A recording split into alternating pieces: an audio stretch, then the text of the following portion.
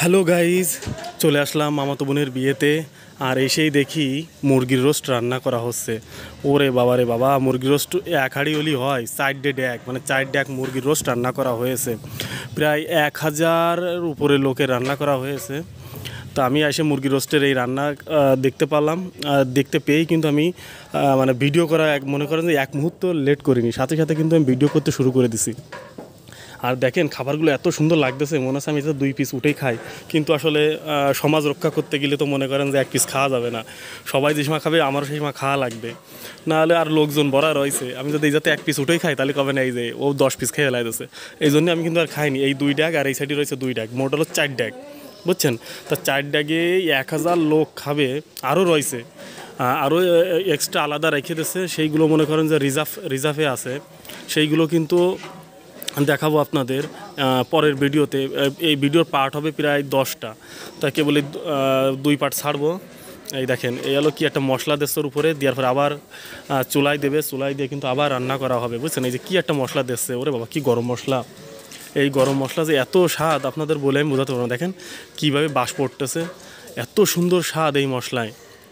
আর এই মশলা যে এত স্বাদ, মানে একজন যে জিবেই দিয়ে দেখলো তার কাছে ওরে বাবা সেই স্বাদ। তো আমি বলছি ভাই যে স্বাদ হোক, খাইয়েন না, ঠিক আছে? তার কাছে না ভাই খাসি না, এমনি স্বাদ দেখলাম।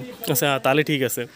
তা আমারও খাতে ইচ্ছে হচ্ছিলো, কিন্তু আমি কী কব কন, আসলে ওই যে প্রথমে যা বললাম, সমাজ রক্ষা করতে গেলে কিন্তু খাওয়া যাবে না, ঠিক আছে?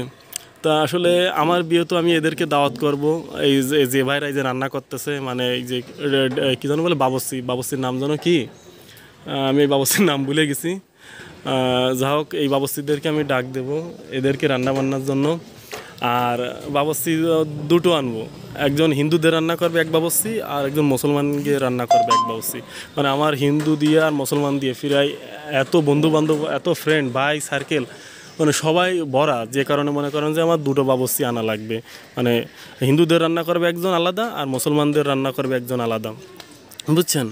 তা যাই হোক, আর খুবই অতি শীঘ্রই আমারও বিয়ের কাজও শুরু হয়ে যাবে না। প্রায় এই বছরের শেষের দিকেই মনে হয়ে যাওয়ার সম্ভাবনা রয়েছে। 100-এ 100, বাদ বাকি আল্লাহর ইচ্ছা।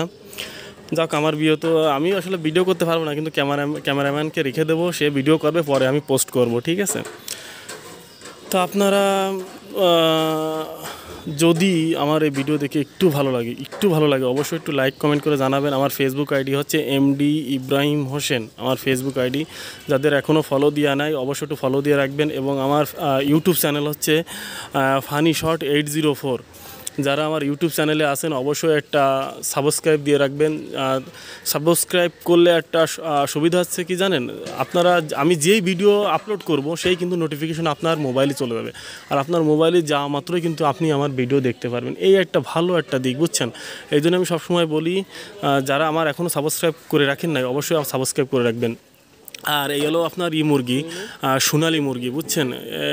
এই মুরগি আপনার একটা মুরগি নিয়ে আসছে 800 গ্রাম করে, 800-900 গ্রাম করে নিয়ে আসা হয়েছে। তাই একটা মুরগি কেটে 4 পিস করে এই রান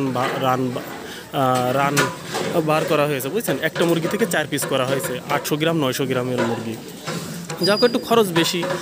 আর একটা গরু আনা হয়েছে, একটা গরুর দাম তো মেলা পড়ে গেছে, প্রায় 1,40,000 না 30,000 টাকা বলে একটা গরুর দাম পড়েছে।